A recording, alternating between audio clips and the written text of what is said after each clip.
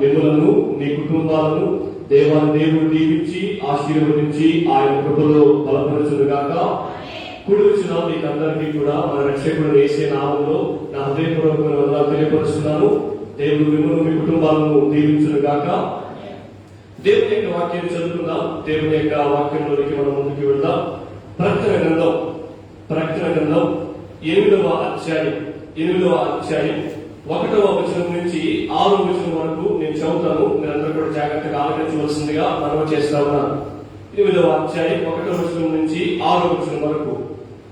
ఆయన 7వ ముద్రను విప్పినప్పుడు పరలోకమందు ఇంచుమించు అరగంట సేపు నిశ్శబ్దముగా ఉండేది. అంతటా నేను దేవుని ఎదుట నిలుచు 7 దూతలను చూచితిని. వారికి 7 బూరలియబడెను. మరియు సువర్ణ ధూపార్తి చేత పట్టుకుని ఉన్న వేరొక దూత వచ్చి బలిపీఠము ఎదుట నిలువగా సింహాసనము ఎదుట ఉన్న సువర్ణ బలిపీఠము పైన పరిశుద్ధులందరి ప్రార్థనతో కలుగుటకై అతనికి బహు ధూప ద్రవ్యములు ఇయ్యబడెను. అప్పుడు ఆ ధూప ద్రవ్యముల పగ పరిశుద్ధుల ప్రార్థనతో కలిసి దూత చేతిలో నుండి పైకి లేచి దేవుని సన్నిధిని చేరెను.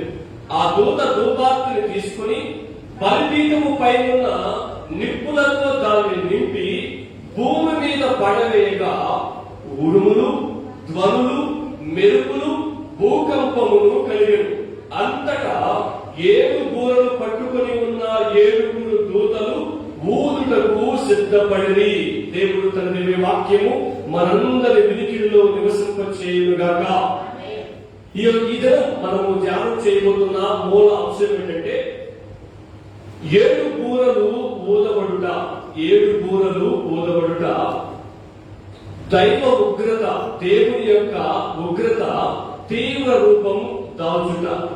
ఈ మాటను, ఈ యొక్క వర్తమానాన్ని మనం ధ్యానం చేయడానికంటే ముందుగా గత ఆదివారం మన యొక్క ప్రాముఖ్యమైన వర్తమానాన్ని మనము ధ్యానం చేశాం. దేవుని సన్నిధి నుంచి 2 సాక్షులు ఈ లోకంలోకి వస్తారని, 2 సాక్షుల పరిచర్య జరిగించబడుతుందని, 2 సాక్షుల యొక్క పరిచర్య జరిగించబడుతున్నప్పుడు ఎటువంటి సందర్భాలు సంభవిస్తాయో, వ్యతిరేకించిన వారి యొక్క పరిస్థితి ఎలాగూ అవుతుందో, అంగీకరించిన వారి యొక్క పరిస్థితి ఎలాగూ జరుగుతుందో, వారు ఎలాగూ మరణిస్తారో, మరణించిన తర్వాత వాళ్ళు ఎన్ని దినాలు భూమి మీద ఉంచబడతారో, భూమి మీద ఉంచబడిన ఆ 3.5 దినం తరువాత ఎలాగూ పరలోకానికి ఆరోహణమై వెళ్తారో మనము విశదీకరించి పరిశీలనగా గత ఆదివారం ఈ యొక్క మాటలు మనము 2 సాక్షుల యొక్క పరిచర్యను మనం ధ్యానం చేస్తూ వచ్చాం. అదే సందర్భంలో 2 సాక్షుల యొక్క పరిచర్య జరుగుతున్న సందర్భంలో పరలోకంలో భక్తుడైన యోహాను మరొక దర్శనాన్ని చూడడం మనము గమనిస్తూ వచ్చాం. ఏంటి ఆ దర్శనము అని అనుకున్నప్పుడు మనము 7 బూరల యొక్క దర్శనాన్ని ఆయన చూసినట్టు మనము చదువుతూ వచ్చాం. అక్కడ ఆ మొట్టమొదటి వచనం నుంచి 6వ వచనం వరకు ప్రాముఖ్యమైన మాటలు అక్కడ 3 ఉన్నాయి. ఏంటంటే ఆ యొక్క 7వ ముద్ర గుర్తుపెట్టుకోండి. మనము కొన్ని మాసముల క్రితం 7 ముద్రల గురించి, ఆ 7 సంవత్సరాల శ్రమ కాలం ప్రారంభంలో 7 ముద్రలు ఇవ్వబడ్డాయి. అక్కడ మనం చదివాం. ఆయన 7వ ముద్రను విప్పినప్పుడు, అంటే చివరి ముద్రను పరలోకమందు విప్పినప్పుడు అరగంట సేపు పరలోకమంతా, ఈ లోకమంతా నిశ్శబ్దంగా ఉంది. అక్కడ మనము నేర్చుకోవాల్సిన ప్రాముఖ్యమైన 3 విషయాలు ఉన్నాయి. 7వ ముద్ర విప్పినప్పుడు అరగంట సేపు నిశ్శబ్దం, సైలెన్స్, మౌనం, కాముగా అయిపోయింది వాతావరణం అంతా. రెండవది ఏంటి అని అంటే ఆ అరగంట సేపు నిశ్శబ్దం తర్వాత దూతలు 7 బూరలు ఊదినట్లు మనం గమనించాం, మనం చదివాం. మూడవదిగా సువర్ణ ధూపార్తి చేత పట్టుకుని ఆ యొక్క ధూపం వేసినట్లు, ఆ ధూపంలోనికి నిప్పులు ఎక్కడి నుంచి వచ్చాయో ఆ నిప్పులు తీసుకున్న తర్వాత ఆ ప్రార్థన, పరిశుద్ధులందరూ ప్రార్థన చేసిన తర్వాత ఆ పొగ పరిశుద్ధులందరి ప్రార్థనతో కలిసి భూమి మీదకి వచ్చినప్పుడు ఏం జరిగిందో మనం ఇక్కడ చదివాం. మనము ఆ 3 ప్రాముఖ్యమైన విషయాల్ని ఒకటి తర్వాత ఒకటి మనము చదువుకుంటూ వెళ్దాం. మొట్టమొదటిగా 7వ ముద్రను విప్పినప్పుడు అరగంట సేపు నిశ్శబ్దము, ఎంతసేపు? అరగంట సేపు నిశ్శబ్దము ఏర్పడినట్లు మనము చూడవచ్చు. మనం గమనించండి, ఒక పెద్ద తుఫాను రాబోతున్నప్పుడు, పెద్ద వర్షం రాబోతున్నప్పుడు ప్రారంభంలో ఎలా ఉందంటే చాలా సైలెన్స్ గా, చాలా మౌనంగా, చాలా నిశ్శబ్దంగా ఉంటాయి. అవునా? మీరు చూసారా? ఏ అలజడులు ఉండవు, ఏ డిస్టర్బెన్స్ ఉండవు, చాలా ప్రశాంతంగా ఉన్నట్లు మనం గమనిస్తూ ఉంటాం. అయితే కొంతసేపటి తర్వాత రాను రాను రాను రాను రాను రాను ఆ తుఫాను ఎలా ఉందంటే కనీసం మనం ఇంట్లో ఉండడానికి కానీ, ఏ పని చేసుకోవడానికి కానీ అవకాశం ఇవ్వకుండా అంత తీవ్రమైన పరిస్థితుల్లోనికి వెళ్ళిపోతుంది. అవునా? దీన్ని బట్టి మనం అర్థం చేసుకోవాల్సిన విషయం ఏంటంటే అక్కడ 3 వాక్య భాగాలు నేను మీకు చూపించున్నాను. చూడండి. హబక్కూకు ప్రవచన గ్రంథం 2వ అధ్యాయం 27వ వచనంలో, జకర్యా ప్రవచన గ్రంథం 2వ అధ్యాయం 11వ వచనంలో, జెఫన్యా ప్రవచన గ్రంథం 1వ అధ్యాయం 7వ వచనం 8వ వచనంలో రాయబడిన మాట. హబక్కూకులో రాయబడిన మాట తెలుసా? ఆయన సన్నిధిని లోకమంతా మౌనంగా ఉండునుగాక అన్నాడు. రెండోది జకర్యా ప్రవచన గ్రంథం 2వ అధ్యాయం 13వ వచనంలో ఆయన సన్నిధిని మౌనులై ఉండుడి అని రాయబడి ఉంది. మళ్ళా చెప్పిన రెఫరెన్స్ హబక్కూకు ప్రవచన గ్రంథం 2వ అధ్యాయం 20వ వచనంలో, జకర్యా ప్రవచన గ్రంథం 2వ అధ్యాయం 13వ వచనంలో, జెఫన్యా ప్రవచన గ్రంథం 1వ అధ్యాయం 7వ వచనం 8వ వచనంలో రాయబడిన మాటలు నేను జెఫన్యా ప్రవచన గ్రంథం చదువుతా ఉన్నాను. ప్రభువైన యెహోవా దినము సమీపమాయెను. ఎవరి దినం? యెహోవా దినము సమీపమాయెను. ఆయన బలి ఒకటి సిద్ధపరిచి ఉన్నాడు, తాను పరచిన వారిని ఆయన ప్రతిష్ఠించి ఉన్నాడు. యెహోవా సన్నిధిని మౌనంగా ఉండుడి. యెహోవా ఏర్పరిచిన బలిదినమందు అధిపతులను, రాజకుమారులను, అన్య దేశస్థుల వలె వస్త్రములు వేసుకున్న వారందరినీ నేను శిక్షిస్తాను. అంటే దీన్ని బట్టి మనం గుర్తుపెట్టుకోవాల్సిన విషయం ఏంటి తెలుసా? అరగంట సేపు నిశ్శబ్దంగా ఉన్నప్పుడు దేవునికి విపరీతమైన కోపం, దేవునికి విపరీతమైన బాధ, దేవునికి విపరీతమైన భారం ఏర్పడినట్టు మనం యొక్క వాక్య భాగంలో మనం చూసాం. తుఫాను రాబోతున్నప్పుడు ఎటువంటి తీవ్రమైన పరిస్థితులు ఎదురవుతాయో అలాగే యేసుక్రీస్తు ప్రభువారి యొక్క దేవుని యొక్క ఉగ్రత భూమికి రాబోతున్నప్పుడు అటువంటి నిశ్శబ్దం ఏర్పడినట్లు ఆయన దర్శనంలో చూశారు. అది అర్ధగంట యొక్క నిశ్శబ్దాన్ని కూర్చున్న వివరణ. రెండవది మనం చూసినట్లయితే, రెండవది అర్ధగంట నిశ్శబ్దము, రెండవది 7 బూరలు ఊదబడుట. ఎన్ని బూరలు? 7 బూరలు. 7 ముద్రలు వేరు, 7 బూరలు వేరు, 7 పాత్రలు వేరు.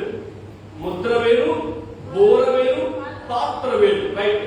అవి కూడా 7, ఇవి కూడా 7, బూరలు కూడా 7 అని మనం జ్ఞాపకం చేసుకోవాలి. అయితే పాత నిబంధన నుంచి నేటికి కూడా బోర ఊదినప్పుడు కొన్ని సూచనలు జరుగుతాయి.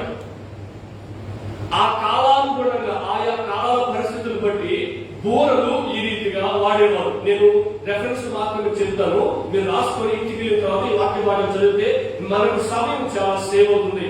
ఆ బోరలు ఏ రీతిగా పాత నిబంధనలో వాడేవారు నేను మీకు తెలియపరుస్తున్నాను. సంఖ్యాకాండము 10వ అధ్యాయం 2వ వచనం నుంచి 4వ వచనం ప్రకారం ప్రజలను ఒక దగ్గరికి తీసుకుని రావడానికి బోర ఊదేవాడు. అర్థమైనా?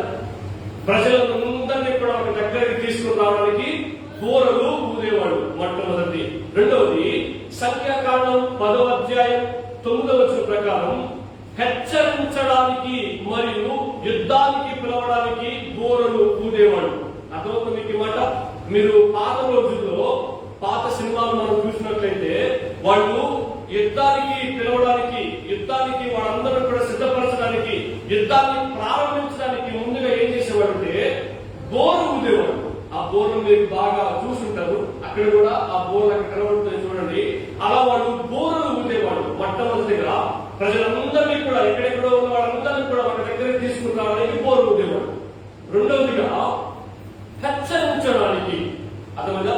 హెచ్చరించడానికి, రెండవదిగా యుద్ధాన్ని ప్రారంభించడానికి బూరలు ఊదేవాళ్ళు. మూడవదిగా సంఖ్యాకాండము 10వ అధ్యాయము 10వ వచనం ప్రకారం పండుగలు జరుపుకునేటప్పుడు బలులు, సమాధాన బలులు అర్పించేటప్పుడు బూరలు ఊదేవాడు. పాత నిబంధనలో మనం ప్రత్యక్ష గుడారంలో బలులు అర్పించే కార్యక్రమం గురించి మనం తెలిస్తే ఈ యొక్క కార్యక్రమం మనకు బాగా అర్థమవుతుంటుంది. 4వదిగా యోవేలు ప్రవచన గ్రంథం 2వ అధ్యాయం 1వ వచనం ప్రకారం యెహోవా దినమును ప్రకటించుటకు, నేను ఇంతకు ముందే చెప్పాను, బైబిల్లో మనం యెహోవా దినము అని చదివినప్పుడల్లా మనకి ఏం గుర్తు రావాలి? దేవుని కోపము మనిషి మీదకి రాబోతుంది అని మనము గుర్తు చేసుకోవాలి. అక్కడ రాయబడింది యెహోవా దినమును ప్రకటించుటకు, తీర్పు ప్రకటించుటకు బూరలు ఊదేవాళ్ళు. రైట్. పాత నిబంధనలో బూరలు ఊదడానికి గల కారణాలు ఏంటో, ఎందుకు వాళ్ళు బూరలు ఊదేవాళ్ళు నేను చెప్పాను. ఇప్పుడు ఏడు బూరలు ఊదినప్పుడు ఏం జరుగుతుందో మనం ముందు నేర్చుకుంటాం. మూడవది ఏంటంటే సువర్ణ దీపార్తి. ఏంటంట? సువర్ణ ధూపార్తి. ఈ సువర్ణ ధూపార్తి చేత పట్టుకున్నప్పుడు ఏం జరిగిందో నేను మరలా చదువుతాను, మీరు ఆ వాక్య భాగాన్ని చూడండి. ప్రకటన గ్రంథం 8వ అధ్యాయం 2వ వచనం నుంచి 6వ వచనం వరకు మనకు కావలసిన ప్రాముఖ్యమైన మాటను చదువుతాను. ఆ మాటను మనం చూద్దాం. 5వ వచనం చదువుతున్నాం చూడండి. ఆ దూత ధూపార్తిని తీసుకుని బలిపీఠము పైన నిప్పులతో దానిని నింపి, అర్థమవుతుందా? ధూపార్తిని తీసుకుని బలిపీఠం మీద కాలుతూ ఉన్న నిప్పులను ఆ యొక్క ధూపార్తిని వేసి భూమి మీద పడవేయగా ఉరుములు, తర్వాత చదవండి, ఉరుములు, ధ్వనులు, ఏంటంట? మెరుపులు, భూకంపమును కలిగెను. ఈ ధూపార్తిని తీసుకున్న తర్వాత ఆ బలిపీఠం మీద ఉన్న నిప్పులను ఆ ధూపార్తిలో వేసిన తర్వాత ఆ ధూపార్తితో పాటు, ధూపార్తి అంటే మీరు ఇప్పుడు చూసారా? మనం సముద్ర తీరాన కొన్ని దేవాలయాలు ఉంటాయి కదా, చర్చెస్. ఆ చర్చెస్ లో వాళ్ళు ధూపం వేస్తారు. ఆ ఉదాహరణకి మనకి బాగా అర్థం కావాల్సింది ఏంటంటే, కొంతమంది పాటను తీసుకెళ్తా ఉన్నప్పుడు వాళ్ళ ముందు స్నానం చేసిన వ్యక్తిని వాళ్ళతో పాటు ఒక కొండలో నిప్పులేసి, అవునా, ఇంతకు ముందు మనం దూడకి ఒక మూర్తిలాగా కట్టి, చక్రంలాగా కట్టేవాడు, అటువంటి దానిని పెట్టి ఊపుకుంటారు. దానిని ఏమంటారంటే రాను అది అలా వాడబడింది. దానిని ఏమంటారంటే ధూపార్తి అంటారు. మనకు స్పష్టంగా అర్థం కావాల్సిన విషయం ఏంటంటే, ఆర్సీఎం చర్చెస్ లో నేటికి కూడా ఆచారం ఉంది.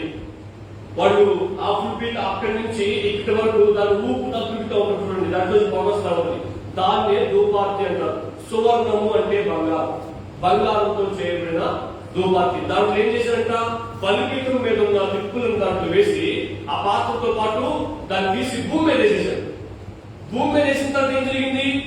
ఉరుములు వచ్చేసాయి, మెరుపులు వచ్చేసాయి, భూకంపము కలిగింది. ఇది దేనికి సాదృశ్యం అంటే, ఈ ధూపార్తి భూమి మీద వేసిన తర్వాత ఎందుకు ఉరుములు రావాలి, ఎందుకు ధ్వనులు రావాలి, ఎందుకు మెరుపులు రావాలి, ఎందుకు భూకంపం రావాలి అంటే నేను చదువుతాను చూడండి. అదే ప్రకటన గ్రంథం 5వ అధ్యాయం 8వ వచనం. ఈ సందర్భం జరిగిన తర్వాత మనం ఏం నేర్చుకోవాలి?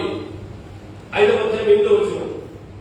ఆయన దాన్ని తీసుకున్నప్పుడు ఆ 4 జీవులను, వీణలను, ధూప ద్రవ్యములతో నిండిన సువర్ణ పాత్రలను పట్టుకుని ఉన్న ఆ 24 పెద్దలను ఆ గొర్రెల ఎదుట సాగిలబడి, ఈ పాత్రలు పరిశుద్ధుల, ఏంటంట? ఈ పాత్రలు పరిశుద్ధుల ప్రార్థనలు. 6వ అధ్యాయం 9వ వచనం నుంచి 11వ వచనం చదువుతున్నా చూడండి. 6వ అధ్యాయం 9వ వచనం నుంచి 11వ వచనం వరకు. ఆయన 5వ ముద్రను విప్పినప్పుడు దేవుని వాక్యము నిమిత్తమును తాము ఇచ్చిన సాక్ష్యము నిమిత్తమును వధింపబడిన వారి ఆత్మలను బలిపీఠము క్రింద చూచితిని. వారు, నాదా, సత్యస్వరూపి, పరిశుద్ధుడా, ఎందాక తీర్పు తీర్చకయు మా రక్తము నిమిత్తము భూనివాసులకు ప్రదండన చేయకయు ఉండు అని బిగ్గరగా కేకలు వేసి, తెల్లని వస్త్రము వారిలో ప్రతి వారికి ఇవ్వబడెను. మరియు వారి వలనే చంపబడబోవు వారి సహదాసుల యొక్కయు సహోదరుల యొక్కయు లెక్క పూర్తి అగు వరకు ఇంకా కొంచెం కాలము విశ్రమింపవలని వారితో చెప్పబడెను. ఎన్ని ముద్రలు? 7 ముద్రలు ఉన్నప్పుడు 5వ ముద్ర విప్పబడినప్పుడు ఏం జరిగిందంట? కొంతమంది హతసాక్షులు అయిపోయారు. హతసాక్షులు అంటే మీకు తెలుసా? యేసు ప్రభు కోసం చచ్చిపోయే వారిని హతసాక్షులు అవుతారు అంటారు. అర్థమైందా? యేసు ప్రభు కోసం సేవ నిమిత్తం చనిపోయే వారిని హతసాక్షులు అంటారు. ఎందుకంటే నేను కొద్దిగా చెప్పను, భూమి మీద చాలా మంది హతసాక్షులు ఉన్నారు. హతసాక్షులు అంటే యేసయ్య కోసం చనిపోయిన వాళ్ళని, యేసయ్య కోసం త్యాగపూరితంగా తన ప్రాణాలు అర్పించిన వాళ్ళని హతసాక్షులు అంటారు. ఇప్పుడు ఈ హతసాక్షులు ఏం చేస్తున్నారంట? రాజా, పరిశుద్ధుడా, ప్రభువా, తండ్రి, ఎంత తీర్పు తీర్చుకుంటా ఉంటాం అంటే అటువంటి మేము మంచి కదా చేశాం, మేము చెడు చేయలేదు కదా, మేము మోసం చేయలేదు కదా, మేము అన్యాయం చేయలేదు కదా, వారిని ఇబ్బంది పెట్టలేదు కదా, వారిని ఆటంకపరచలేదు కదా, వారిని మీ నుంచి దూరపరచలేదు కదా, స్వార్థ ప్రకటించడానికే కదా వెళ్ళాం, మంచి చేయడానికే దగ్గర వెళ్ళాం, మంచి మార్గంలో నడిపించడానికే కదా వెళ్ళాం, మరెందుకు వాడు మమ్మల్ని చంపేశారు, నువ్వు ఎందుకు కావాలన్నావు అని అడిగారు. మేము మంచి చేస్తా ఉన్నప్పుడు నువ్వు మాకు సపోర్ట్ చేయాలి కదా. వాడు మమ్మల్ని హింసించకుండా, రాళ్లతో కొట్టకుండా, రెండుగా రంగంతో కోసేయకుండా, అడ్డంగా సిలువ వేయకుండా, మమ్మల్ని చంపేయకుండా మా కుటుంబాలను కాపాడాలి కదా. నీ పనే కదా మేము చేస్తున్నాం, మరి ఎందుకు కావుగా ఉన్నావు, ఎందాక తీర్పు తీర్చకుండా ఉన్నావు అని అన్నవాడు. అప్పుడు ఏం చెప్పి పెట్టేసే దేవుడు, నేను అలా చదువుతున్నా 10 రోజుల ఆస్తులై లెక్క పూర్తి అగు వరకు ఇంకా కొంచెము కాలం విశ్రమింపవలనని వారితో చెప్పబడను. మన వాడుక భాష చెప్పనా? తీర్పు తీర్చడానికి ఇంకా టైం ఉంది, అది ఇప్పుడు కాదు అని అన్నాడు. అది ఎప్పుడంట? సువర్ణ ద్వీపార్తి బలిపీఠం మీద నిప్పులతో నింపబడి భూమి మీద వేయబడినప్పుడు, ఆ రోజుల్లో హతసాక్షులైన వాడు ఏ ప్రార్థనలు అయితే చేశారో, ప్రభా నువ్వు ఎందుకయ్యా కాముగా ఉన్నావు, నువ్వు ఎందుకయ్యా మౌనంగా ఉన్నావు, నువ్వు ఎందుకు కల్పించుకోలేదు, నువ్వు ఎందుకు కలుగు చేసుకోలేదు, నువ్వు ఎందుకు మమ్మల్ని కాపాడలేదు, నువ్వు ఎందుకు మమ్మల్ని చంపేయడానికి వాళ్ళ చేతులకు అప్పగించేశావు అని వాళ్ళందరూ ప్రార్థన చేస్తే, పరిశుద్ధుల ప్రార్థనలు మీరు చదివారు కదా, వాళ్ళందరూ ప్రార్థన చేస్తే యేసయ్య ఇప్పుడు కావుగా ఉంది, ఇప్పుడు రియాక్ట్ అవుతూ ఉన్నాడు. హల్లెలూయా. ఇప్పుడు స్పందిస్తూ ఉన్నాడు. అదే దాని యొక్క అర్థం. సువర్ణ ధూపార్తి భూమి మీద పడినప్పుడు ఏం జరుగుతుందంట?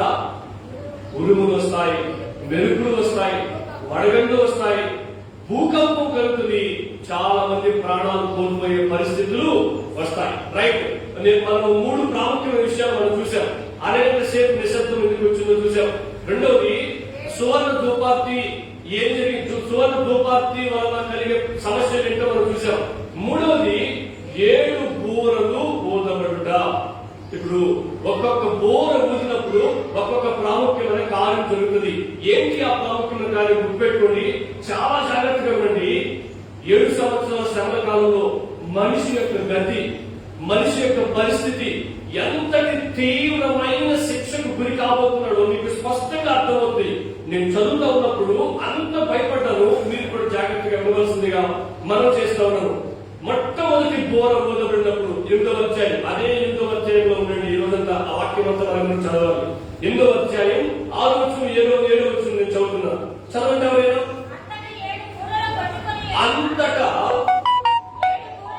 7 బూరలు పట్టుకుని ఉన్న ఆ 7 దూతలు ఊదుటకు సిద్ధపడింది. చూడండి, మొదటి దూత బూర ఊదినప్పుడు, అంటే మొదటి బూర ఊదబడినప్పుడు రక్తముతో మిళితమైన వడగండ్లను అగ్నియు పుట్టి భూమి పైన పడవేయబడెను. అందువలన భూమిలో 3వ భాగం కాలిపోయాను, చెట్లలో 3వ భాగం కాలిపోయాను, పచ్చగడ్డంతా కాలిపోయాను. చాలు. 6వ వచనం 7వ వచనం చదివారు. మొట్టమొదటి బోర, 18 బోర్లు 7 బోర్లు. మొట్టమొదటి బోర పర్వతంలో ఉన్న దూత ఊదినప్పుడు ఏం జరిగింది తెలుసా? నేను చదువుతున్నా, వల్ల మీరు చూడండి. మొదటి బోర ఊదినప్పుడు రక్తముతో మిళితమైన కలిసిపోయిన వడగండ్లను అగ్నియు పుట్టి భూమి పైన పడవేయబడును. అందువల్ల భూమిలో 3వ భాగం కాలిపోయింది, చెట్టలో 3వ భాగం కాలిపోయింది, పచ్చగడ్డంతా కాలిపోయింది. అంటే మొట్టమొదటి బోర ఊదబడినప్పుడు భూమి మీదకు దేవుడు శిక్షను తీసుకొచ్చాడు. దేవుడు భూమిని శిక్షించాడు. అందుకని ఇక్కడ రాయబడిన మాట తెలుసా? రక్తంతో మిళితమైన వడగండ్లు భూమి మీదకి వచ్చాయి, భూమి మీద పడ్డాయి. మీరు ఆ న్యూస్ లో మిగతా వాటిలో చూస్తే ఇంతంత పెద్ద కొండ లాంటి ఎర్రటి రక్తపు ముద్దలు భూమి మీద పడిపోతా ఉంటాయి. నిప్పు కణికలు అంటే కదా, అవన్నీ భూమి మీద పడిన తర్వాత ఏం జరుగుతుంది తెలుసా? భూమి మీద ఉన్న 3వ భాగం కాలిపోతుంది. హల్లెలూయా. భూమి మీద ఉన్న చెట్లన్నీ కాలిపోతాయి, భూమి మీద ఉన్న పచ్చగడ్డ అంతా కాలిపోతుంది. అంటే పచ్చదనమే ఉండదు. సొదొమ గొమొర్రా పట్టణాల్లో అదే అగ్ని గంధకాలు భూమి మీదకి వచ్చిన తర్వాత నేటికి కూడా ఆ సొదొమ గొమొర్రా పట్టణాల్లో గడ్డి పరక కూడా మొలవదని ఒకసారి మనం ధ్యానం చేశాం. నేటికి కూడా భూమి అంత కిందకుంటే ఇక్కడ అగ్గిపుల్ల వెలిగించిన మంట అక్కడి నుంచి ఇక్కడికి వచ్చేస్తుంది. అంటే సల్ఫర్ డయాక్సైడ్ అంత ఎక్కువ ఉంది ఆ ప్రాంతాల్లో. కారణం ఏంటి అంటే దేవుని ఉగ్రత ఆ ప్రాంతాలపై రావడం. 2 పట్టణాలపై ఇస్తేనే నేటికి కూడా అవి సజీవ సాక్షులుగా బైబిల్లో భూమి మీద అలాగే ఉన్నాయి. కానీ ఇది ఒక భూమి మీద కాదు, ఒక రాష్ట్రం మీద కాదు, ఒక దేశం మీద కాదు, ప్రపంచం మొత్తం మీదకి రాబోతున్న దేవుని ఉగ్రత. అంటే ప్రపంచం మొత్తం మీద పచ్చగడ్డి పరక కూడా ఉండదు. ప్రపంచం మొత్తం మీద ఏ చెట్టు పచ్చగా ఉండదు. ఎందుకు దేవుడు భూమి మీదకి అంతటి ఘోరమైన శిక్షను తీసుకొచ్చాడు? ఎందుకు దేవుడు భూమి మీద అంత ఘోరంగా కోప్పడ్డాడు అంటే ఆలోచన చేయండి. సృష్టికర్తను మర్చిపోయి మనిషి సృష్టిని ఆరాధిస్తూ ఉండడం. లైవ్ కొనసాగుతుంది కాబట్టి నేను కొన్ని పదాలు వాడట్లేదు. చూసిన ప్రతి దానికి నమస్కరించడం ప్రారంభించాడు మనిషి. చూసిన ప్రతి దానికి మొక్కడం ప్రారంభించాడు మనిషి. చూసిన ప్రతి దానికి సాగిపడడం ప్రారంభించాడు మనిషి. అరే అవన్నీ కూడా ఎందుకు సృష్టించబడ్డాయి? ఒక చెట్టు ఎందుకు సృష్టించబడింది అంటే మనకు ఆహారాన్ని అందించడానికి, పండ్లను ఇవ్వడానికి. మనం ఏం చేస్తున్నాం? పండ్లను ఇచ్చే ఆ చెట్టుకి నమస్కరిస్తున్నాం, ఆ చెట్టుకి సాగిపడుతున్నాం, వాటిని మొక్కుతున్నాం, వాటిని ఆరాధిస్తున్నాం, ఏమేమో చేస్తున్నాం. ఇంకా భూమి మీద నేను ఒక ఉదాహరణ చెప్పాను. భూమి మీద ఏ మెటీరియల్స్, ఏ వస్తువులు అయితే కనబడతాయో ఈవెన్ కచ్చిపు కూడా నమస్కరించేవాడు చాలా మంది ఉన్నారు. కొయ్య ముక్కకు కూడా నమస్కరించేవాడు చాలా మంది ఉన్నారు. ఇంకా దేనికి నమస్కరించని చెప్పండి, మట్టిని కూడా నమస్కరించేవాడు చాలా మంది ఉన్నారు. అందుకనే దేవుడు ఏం చేస్తాడు తెలుసా? ఎంతో మంది ప్రవక్తలు పంపించాడు, ఎంతో మంది యాజకులు పంపించాడు, ఎంతో మంది సేవకులు పంపించాడు. మీరు సృష్టిని నమస్కరించొద్దు, సృష్టికి ప్రార్థన చేయొద్దు, సృష్టిని ఆరాధించొద్దు అని చెప్పాడు. ఎన్నో వేల సంవత్సరాల నుంచి చెప్తూనే ఉన్నాడు. మీరు వాటిలో దైవాన్ని వెనుకొద్దు, అవి కాదు మీకు దైవం, వాటిని సృష్టించిన వాడు మీకు దేవుడు అని ఎంతో మంది తరాలు బట్టి తరాలు చెప్తూ వస్తున్నా మానవుడు నేటికి స్టిల్ ఈ రోజు కూడా లేరండి. మట్టిని నమస్కరించేవాడు లేదా? ఫలాలు అందించే వృక్షాలకు సాగిలపడేవాడు లేదా? అందుకనే దేవుడు ఏం చేస్తాడు తెలుసా? ప్రభా నువ్వు ఎందుకయ్యా గమ్ముకున్నావు అంటే ఈ రోజు మనం ఇలా ప్రార్థన చేస్తే దేవుడు ఏమన్నా తెలుసా? దానికి టైం ఉంది, కొంతకాలం వేచి ఉండండి, వెయిట్ చేయండి, దానికి ఇంకా టైం ఉంది అన్నాడు. ఆ టైం ఏం జరుగుతుంది తెలుసా? భూమి మీద ఉన్న పచ్చగడ్డి పరకతో సహా ప్రపంచం మొత్తం మీద కాలిపోబోతుంది. దేవుడు భూమి మీదకి శిక్షను తీసుకుని రాబోతున్నాడు. మనిషి పరిస్థితి మనం ముందు చూద్దాం. మొట్టమొదటి బోర ఊరిలో తెలుసా? భూమి మీదకి శిక్ష వచ్చింది, భూమి అంతా కాలిపోయింది. రైట్. రెండో మాట చూద్దాం. 8వ వచనం 9వ వచనం చదవండి. 2వ బోర ఊదబడినప్పుడు అగ్ని చేత మండుచున్న పెద్ద కొండ వంటిది ఒక్కటి సముద్రంలో పడవేయబడును. అందువలన సముద్రములో 3వ భాగము రక్తమాయను. సముద్రంలోని ప్రాణము గల జంతువులలో 3వ భాగం చనిపోయెను. ఓడలలో 3వ భాగము నాశనమైపోయెను. ఏంటి తెలుసా? రెండవ బోర ఊదినప్పుడు అగ్ని చేత మండుచున్న పెద్ద కొండొకటి సముద్రంలో పడింది. సముద్రంలో పడిన తర్వాత సముద్రంలో నివసిస్తున్న ప్రతి ప్రాణిలో 3వ భాగం అన్ని చనిపోయాయి. ఇప్పుడు ఓడలో 3వ భాగం అన్ని కాలిపోయాయి. ఎందుకు? దేవుడు సముద్రం మీదకి ఉగ్రతను తీసుకొచ్చాడు. మొట్టమొదటిగా దేవుడు దేని ఉగ్రతను తీసుకొచ్చాడు?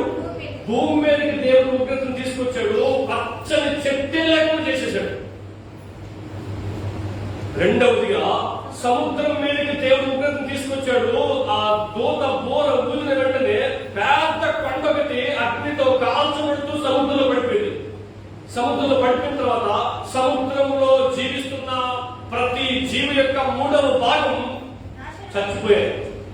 తర్వాత 3వ భాగం ఓడలన్నీ కాలిపోయాయి. ఎందుకు దేవుడు సముద్రం మీదకి ఉగ్రతను తీసుకొచ్చాడు అంటే, రెండవ బోర మొదలుపడినప్పుడు సముద్రంలో కూడా కొంత విగ్రహాలను జరిగించబడతా ఉంది. చేపలను కూడా ఆరాధించే వ్యక్తులు చాలా మంది ఉన్నారు. సముద్రాన్ని కూడా ఆరాధించే వ్యక్తులు చాలా మంది ఉన్నారు. అంటే నీటిని కూడా పూజించే వ్యక్తులు చాలా మంది ఉన్నారు. నినివే పట్టణ ప్రజలు కూడా దానికి ఉదాహరణే. ఇంకా ఈ లోకంలో చాలా మంది సముద్రాన్ని, సముద్రంలో నివసిస్తున్న ప్రాణులను ఆరాధిస్తూ ఉండేవాళ్ళు. ఎందుకు వాటిని ఆరాధిస్తున్నారంటే, రాను మనకు అర్థమైంది. ఏమని? అవి మనకు జీవనాధారమైంది. ఏంటి? పడవ వాళ్ళకి జీవనాధారమైంది. చేపలు పడితేనే కానీ వాళ్ళ పూట గడవని పరిస్థితికి వెళ్ళిపోయింది. అప్పుడు ఏం జరిగింది తెలుసా? వాళ్ళందరూ కూడా ఆ పడవని నమస్కరించడం, ఆ పడవని పూజించడం జరిగింది. ఇంకో మాట చెప్తుంది, జాగ్రత్త. ఈ సందర్భాన్ని బట్టి పడవ వాడము. కొంతమందికి బండి ఎద్దులు ఉంటాయి. వాళ్ళు ఏం చేస్తారు? బండి ఎద్దుల్ని పూజిస్తారు. అవునా? కొంతమందికి వాహనాలు ఉంటాయి. వాళ్ళు ఏం చేస్తారు? ఆ వాహనాన్ని పూజిస్తారు. ఇంకా చాలా ఉంటాయి.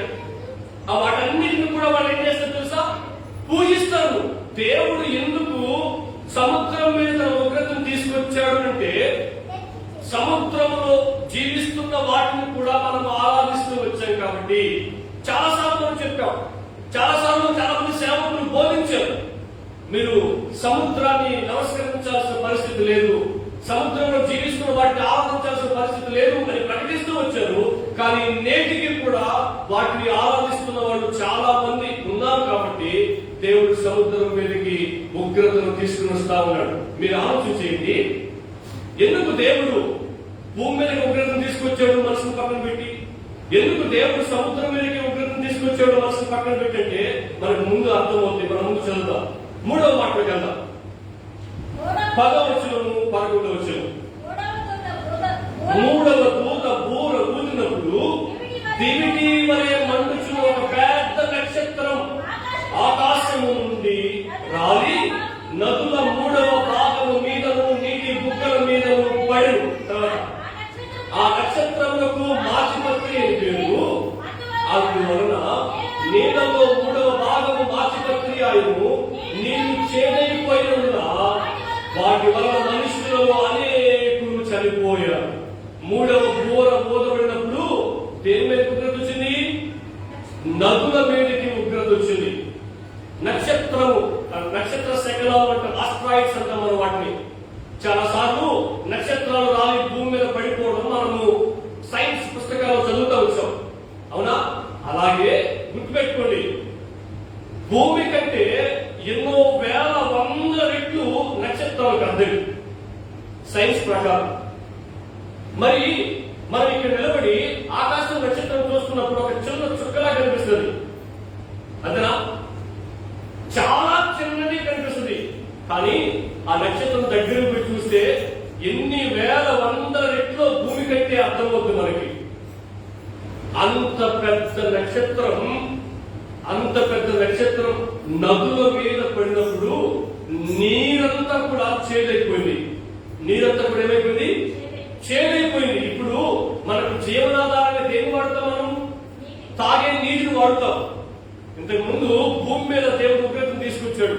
చెట్లన్నీ కాలిపోయి పచ్చదనమే లేదు. తర్వాత సముద్రం మీద ఉగ్రతను తీసుకొచ్చాడు. చేపలన్నీ ఆ సముద్రంలో జీవిస్తున్న అన్ని చనిపోయాయి. తర్వాత నదుల మీద ఉగ్రతను తీసుకొస్తున్నాడు. మూడవ బోర బోధపడినప్పుడు తాగునీరంతా కూడా చేదైపోయింది. ఆ చేదు నీరు తాగిన అనేక మంది చచ్చిపోయారు అని రాయడు. దీన్ని బట్టి మనకు అర్థం కావాల్సిన విషయం ఏంటి? దేవుడు ఎందుకు నదుల మీద ఉగ్రతను తీసుకొచ్చాడు? ఎందుకండి నీటిని దైవంగా ఆరాధించే వాళ్ళు ఈ లోకంలో చాలా మంది ఉన్నారు. చూసారా మీరు? నేను నా చిన్న వయసులో ఒక తల్లిని చూసేవాడిని. ప్రతి రోజు నిద్ర లేచిన తర్వాత నెక్స్ట్ పాయింట్ ఇంకా ఈ యొక్క ఉదాహరణ బాగా అర్థమవుతుంది. వాళ్ళ ఇంటి ముందు పాత తొట్టు ఉండేది. ఆ తొట్టులో నీళ్ళు తీసుకుని తూర్పు దిక్కు తిరిగి ఇటు పెట్టి ఎగరేసేదాన్ని. నీళ్లు ఇటు అనేసి కిందకి పోస్తా ఉండేదాన్ని. అర్థమవుతుందా? మనము సహోదరుల మతంలో పెట్టినట్లయితే నీటిని వాళ్ళు ఎంతగా ఆరాధన చేస్తారో మనకు బాగా అర్థమవుతుంది. అర్థమవుతుందా? గంగా నదిని, యమునా నదిని, వాటన్నిటిని వాళ్ళు ఏమన్నారు? పుణ్యక్షేత్రాలు, పుణ్య నదులు అన్నారు. అంటే అర్థమేంటి? మనం అక్కడికి వెళ్ళి వాటిలో మునిగితే మనకున్న పాపాలన్నీ కూడా పరిహరించబడతాయి అని అర్థం. అర్థమవుతుందా మీకు? మీరు సైన్స్ ప్రకారం లాజికల్ గా, టెక్నికల్ గా ఆలోచన చేస్తే అది ఎంతవరకు వాస్తవం, అది ఎంతవరకు అవాస్తవం అర్థమవుతుంది. ఆ నది ప్రారంభమైనప్పటి నుంచి ఎన్నో వేల వందల కిలోమీటర్ల ప్రయాణమై ఆ నీరు వస్తూ ఉంది. ఇప్పుడు పెద్ద నది నీళ్లు చూసారు మీరు? తాగడానికి ఉపయోగపడతాయా? స్నానం చేయడానికి ఉపయోగపడతాయా? శవాలు దాంట్లోనే, అంటే మనిషి శవాలు దాంట్లోనే, చచ్చిపోయిన బరువు దాంట్లోనే, చచ్చిపోయిన కుక్కలు దాంట్లోనే, ఇంకా అనేకమైన చెత్త వ్యర్థాలన్నీ కూడా దాంట్లోనే ప్రయాణమై వెళ్తా ఉంటాయి. అవునా? అటువంటి నీటిలో మునిగితే శరీరమే శుభ్రపరచబడదు. లేకపోతే అంటువ్యాధులన్నీ, శర్మ వ్యాధులు వచ్చేస్తాయి మనకు. మరి ఆత్మ ఎలా పరిశుద్ధపరచబడుతుంది? పాపం ఎలా పోతుంది? ఎవరైతే నమ్ముతున్నారో వాళ్ళే చెప్పాలి దానికి జవాబు. దేవుడు ఎందుకు నది మీదకి ఉగ్రతను తీసుకొచ్చాడంటే, నీటి మీదకి ఉగ్రతను తీసుకొచ్చాడంటే నీటిని ఆరాధించే వాళ్ళు చాలా మంది ఉన్నారు. పేరు నేను చెప్పట్లేదు, కొన్ని నదుల పేరు మీకు చెప్పారు. వాటిని అందరూ ఆరాధించే వాళ్ళు నేటికి ఉన్నారు. వాటి మీదకి ఉగ్రతను తీసుకొచ్చిన తర్వాత అవన్నీ కూడా చేదైపోయిన తర్వాత ఇంక తప్పదు. ఉదాహరణకు మాట చెప్తాను. దారులు వెళ్తా ఉన్నాం, తాగడానికి నీళ్లు లేవు, గొంతెండిపోతుంది, అలాగే ఉన్నామంటే చచ్చిపోతాం. కాసేపు తర్వాత పక్కన మురికి ఉంటుంది, ఏం చేస్తాం? దాంట్లో ఎప్పుడే 10 నిమిషాల క్రితం ఆ పందులన్నీ ఆవుకు వెళ్ళి ఆ నీళ్లు తాగి చచ్చిపోతాం. ఏం చేస్తాం చెప్పండి? ఏం చేస్తాం? చచ్చినట్టు తాగుతాం. కారణం ఏంటి? ఆ మురికి నీళ్ళైనా తాగకపోతే మనము చచ్చిపోతాం. చేదు నీళ్లు, వేరే దారి లేదు, వేరే గతి లేదు, వేరే అవకాశం లేదు. పూర్తిగా నీళ్ళన్నీ చేరిపోయిన తర్వాత ఆ చేదు నీరు తాగి తీరాల్సిందే. బ్రతకాలంటే తాగని తప్పదు. తాగిన తర్వాత వాళ్ళు ఏం తెలుసా? చచ్చిపోయారు. ఎందుకు దేవుడు భూమి మీద ఉగ్రతను తీసుకొచ్చాడు? ఎందుకు దేవుడు సముద్రం మీద ఉగ్రతను తీసుకొచ్చాడు? ఎందుకు దేవుడు నదుల మీద ఉగ్రతను తీసుకొచ్చాడు? ముందుకెళ్దాం. 10 రోజులు 4వ దూత బోర ఊదినప్పుడు సూర్య చంద్ర నక్షత్రాల్లో 3వ భాగము చీకటి కమ్మును. తర్వాత పగటిలో 3వ భాగమున సూర్యుడు ప్రకాశించుకున్నట్లును, రాత్రిలో 3వ భాగమున చంద్రుడు నక్షత్రం ప్రకాశించుకున్నట్లును, వాటిలో 3వ భాగము పట్టబడును. మీరు పాట కూడా పాడతారు. నేడో రేపు 40 డేస్ మేఘాల మీద ఈ లోకానికి వస్తున్నాడు అని చెప్పి దాంట్లో వచ్చిన ఏమని? చీకటి కమ్మును సూర్యుని చంద్రుడు తన కాంతిని ఇయ్యడు. పర్వతాలు రాలిపోతాయి, ఆకాశ శక్తులు కదిలిపోతాయి అని రాశాడు ఆ పాటలు ఒక వచనం. దేని ఉద్దేశించి రాసిన ఈ మాటను? పరలోకములో దూత నాలుగవ బోర ఊదబడినప్పుడు సూర్యుడు ఎందు నిమిత్తమైతే ఏర్పాటు చేయబడ్డాడు. ఎందుకంటే మనం ఉత్తర పత్రికలో చదువుతూ ఏమని చదివాం తెలుసా? అవన్నీ ఆయన కట్టడలను అనుసరిస్తున్నాయి అని చెప్పాం మనం. అవునా? వాటన్నింటినీ కూడా దేవుడు ఏం చేస్తాడు తెలుసా? ఆపేస్తాడు. సూర్యుడు కాంతినివ్వకుండా చేస్తాడు, చంద్రుడు కాంతినివ్వకుండా చేస్తాడు, నక్షత్రాలు కాంతినివ్వకుండా చేస్తాడు. ఎందుకు దేవుడు సూర్య చంద్ర నక్షత్రాలు కాంతినివ్వకుండా చేశాడు? దేవుడిని వదిలిపెట్టి వెలుగుని ఆరాధించేవాడు చాలా మంది ఉన్నారు. సూర్యగ్రహణమని, చంద్రగ్రహణమని, యమగంటమని, రాహుకాలమని ఇవి ఎలా నియమించబడతాయి? మీరు సోషల్ పుస్తకం చదవండి. 24 గంటలు ఎలా అవుతుందో చెప్తుంది ఆ సోషల్ పుస్తకం. సూర్యుడు ఏం చేస్తే, చంద్రుడు ఏం చేస్తే 24 గంటలు అవుతుందో మీకు అర్థమవుతుంది ఆ పుస్తకంలో. అలాగే కాలం నియమించబడింది. ఇప్పుడు మనం ఏం చేస్తాం? ఆ 24 గంటల కాలంలో ఏది మంచి సమయం, ఏది చెడ్డ సమయం అని డివైడ్ చేస్తున్నా. చాలా మంది సూర్యుని నమస్కరించేవాడు చాలా మంది ఉన్నారు నేటికి కూడా. మీకు చెప్పనా? ఈ సూర్య చంద్ర నక్షత్రాలు ఆరాధించే విధానంలో నుంచి పుట్టుకొచ్చిందే వాస్తు.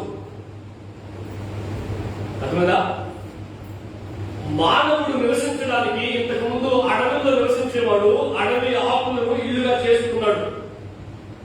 కొద్ది రోజుల తర్వాత తాటాకు ఆకులు వచ్చాయి, కొద్ది రోజుల తర్వాత తుంగ ఆకులు వచ్చాయి, కొద్ది రోజుల తర్వాత మట్టి ఇళ్ళు వచ్చాయి, కొద్ది రోజుల తర్వాత రేకులు వచ్చాయి, ప్రస్తుతం స్లాబ్లు వస్తూ ఉన్నాయి. ఇవన్నీ కూడా దేనికి?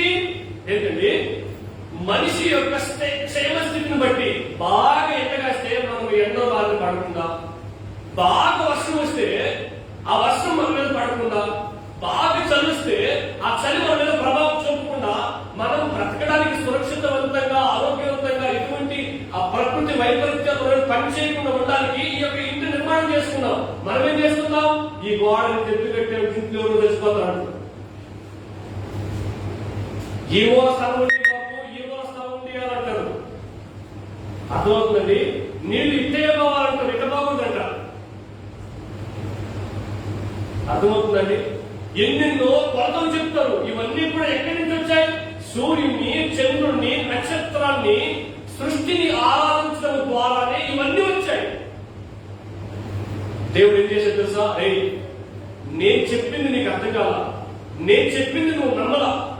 సూర్యుని నమ్మినంతగా నువ్వు నమ్మలేదు తెలుసా? నువ్వు చెట్టుని నమ్మినంతగా నువ్వు నమ్మలేదు తెలుసా? నువ్వు సముద్రాన్ని, నదిని నమ్మినంతగా, దాన్ని నమస్కరించినట్టుగా, దాన్ని ఆరాధించినట్లుగా ఇప్పటికీ నాకు అర్థం కాని విషయం అవుతుంది. ఏం తెలుసా? ఎవరో ఒక వ్యక్తి, అది మంచివాడో చెడ్డవాడో అది మీ చేతికి వదిలేస్తున్నా, ఆ వ్యక్తి పలాని సమయానికి ఏదో 11 గంటలకో 9 గంటలకో 10 గంటలకో పెళ్లి అవ్వాలని చెప్పాడు అనుకోండి, బుధవారమే శంకుస్థాపన చెప్పాడు అనుకోండి, భూమి తలకిందులు అయిపోయినా ఆ సమయంలో చేసి చేస్తాము కదండి. ఎవడు వచ్చినా ఎవడు రాకపోయినా ఆ సమయానికి జరిపించేస్తూ ఉంటే ఎవరి మాట వినిపిస్తున్నాం మనం? దేవుడు 6 రోజులు సమస్త సృష్టిని చేసిన తర్వాత విశ్రమిస్తూ ఏమని తెలుసా? అంత మంచిగా ఉంది అన్నాడు. నేను చేసిన సృష్టి అంతా చాలా మంచిగా ఉంది అన్నాడు. అంటే అటువంటి సోమవారం దేవుని దృష్టికి మంచిదే, అన్ని చేసుకోవచ్చు. మంగళవారం దేవుని దృష్టికి మంచిదే, అన్ని చేసుకోవచ్చు. ఇంకా కిందకి వస్తే శుక్రవారం దేవుని దృష్టికి మంచిదే, అన్ని చేసుకోవచ్చు. శనివారం దేవుని దృష్టికి మంచిదే, అన్ని చేసుకోవచ్చు, అన్ని తినవచ్చు. కొంతమంది శనివారం నాన్ వెజ్ తినరు. ఇంకా ముందుకెళ్తే క్రైస్తవులు కూడా కొన్ని తినరు.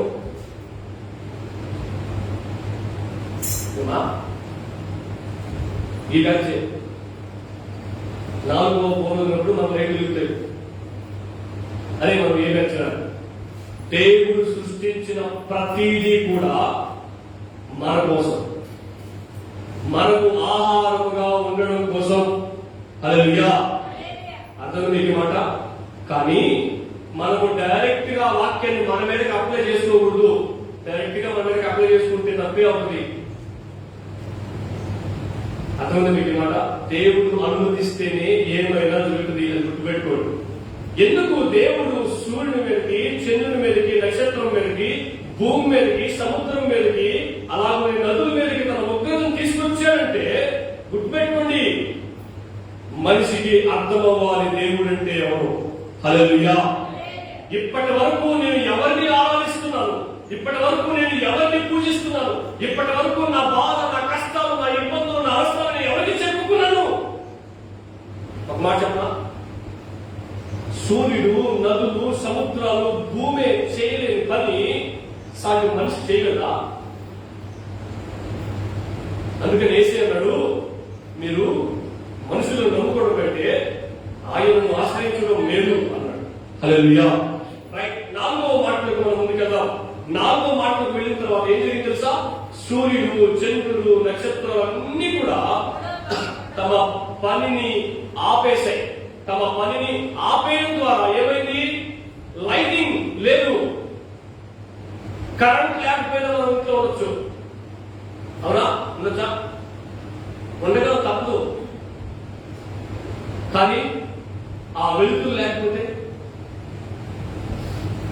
ఏం చేసుకోవడం. ఒక్క మాటలో చెప్పాలంటే కళ్ళున్నా గుడ్డోడమే అంతే.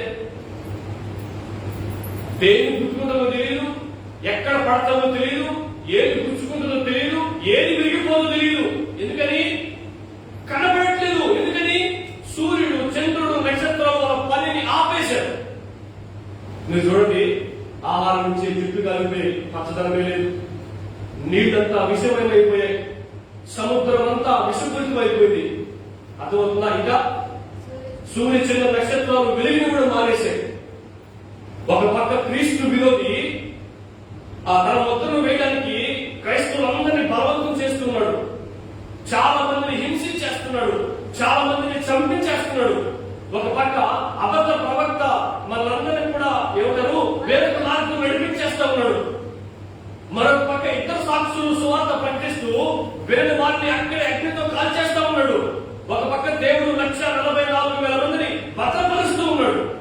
ఇటువంటి పరిస్థితుల్లో ఉన్నప్పుడు మానవుల యొక్క పరిస్థితి ఎలా ఉంది, వారి యొక్క ఆలోచన విధానం ఎలా ఉంది? ఒక్కసారి ఒక చిన్న టెస్ట్ చేద్దాం.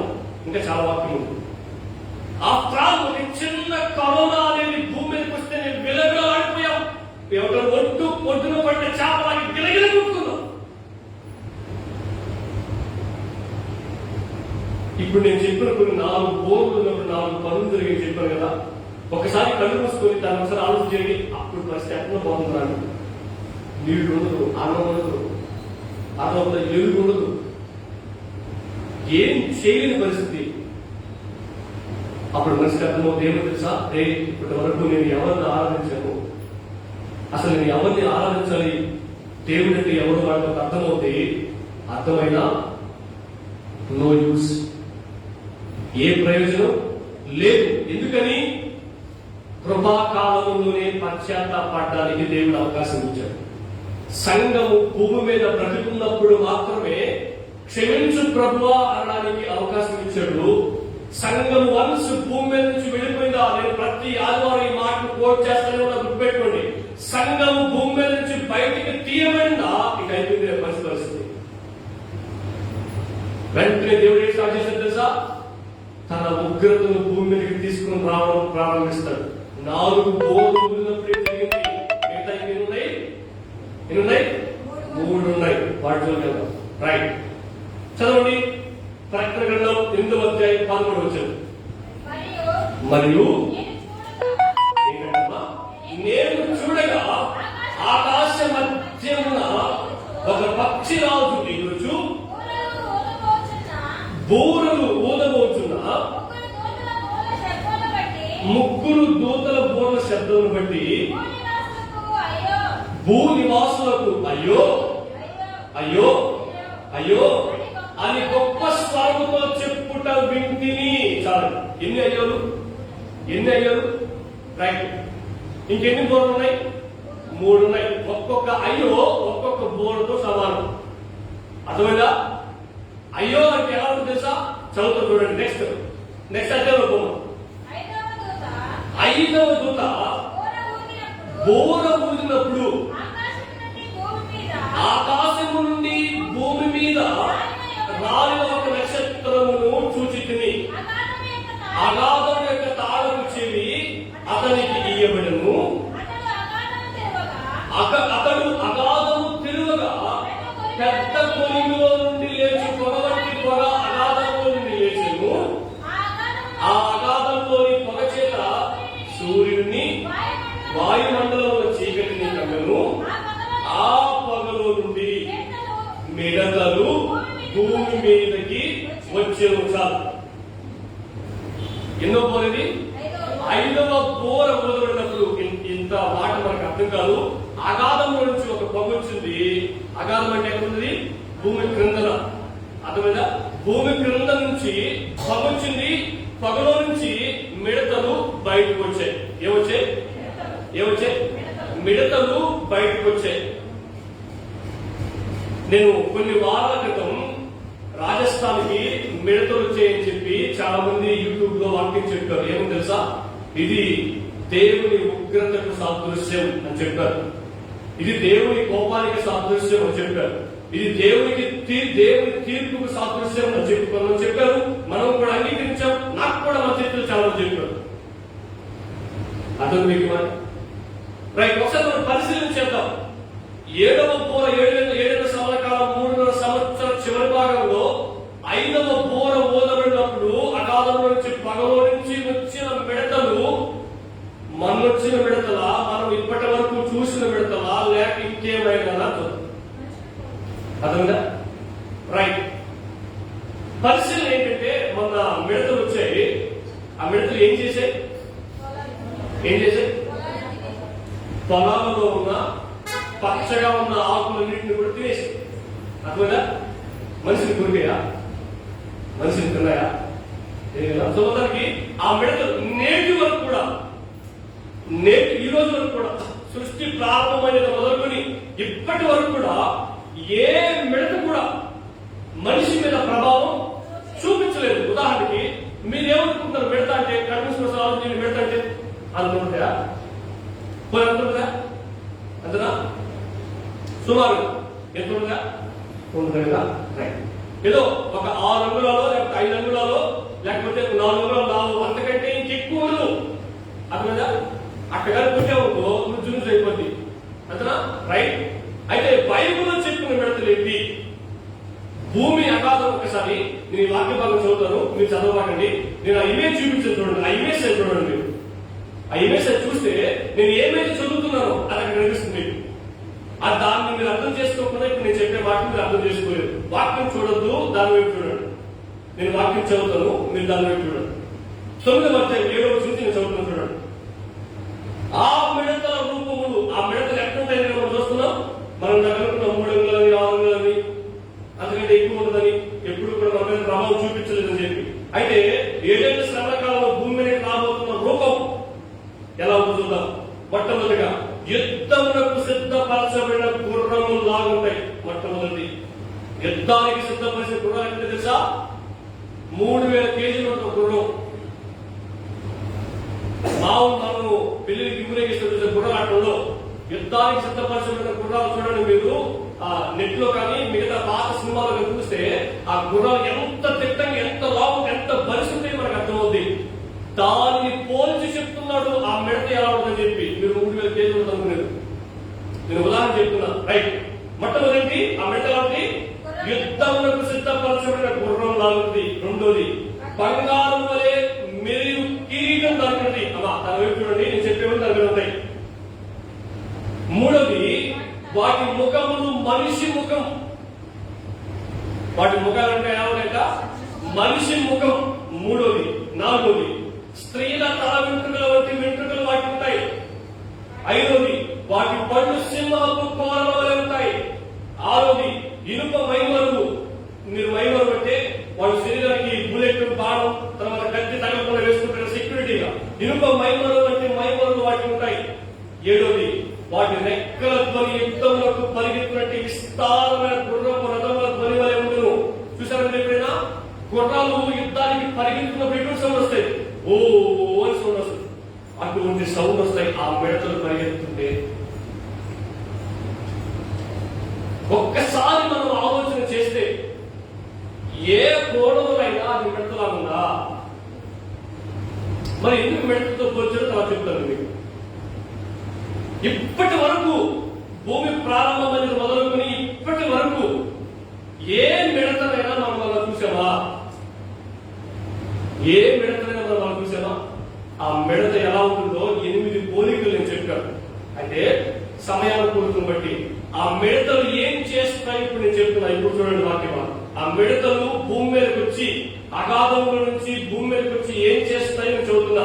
3వ వచనం చదువుతున్నా. ఆ పొగలో నుండి మిడతలు భూమి మీదకి వచ్చెను, భూమిలో ఉండు తేళ్లకు బలమున్నట్టు వాటికి బలం ఇవ్వబడును, మరియు నొసళ్ళ యందు దేవుని ముద్దలేని మనుషులకే తప్ప భూమిపై ఉన్న గడ్డికైనను, ఈ మాట అర్థం చేసుకోండి, భూమిపై ఉన్న గడ్డికైనను ఏ మొక్కలకైనను మరి ఏ వృక్షముకైనను హాని కలుగ చేయకూడదని వాటికి ఆజ్ఞ ఇయ్యబడెను. ఏం చేయాలి? ఏం చెప్పారు వాళ్ళు? ఏం చెప్పారండి? నేను మళ్ళా చదువుతున్నా. అగాధముల నుంచి ఆ వాటి రూపం ఎలా ఉంటుందో మీకు చెప్పాను. అగాధముల నుంచి ఆ రూపం కలిగిన అంతటి శక్తివంతమైన అంతటి బలమైన మిడతలు అగాధముల నుంచి భూమి మీదకి వచ్చినప్పుడు ప్రతి మనిషి మొసటి మీద ఎవరి ముద్ర? ఎవరి ముద్ర? దేవుని ముద్ర ఎవరికైతే ఉండదో ఆ మిడతలు ఆ మనిషిని ఏమీ చెయ్యవు. ఎవరి మొసటి మీదైతే దేవుని ముద్ర ఉండదో, మళ్ళా నేను మాట చదువుతున్నాను చూడండి.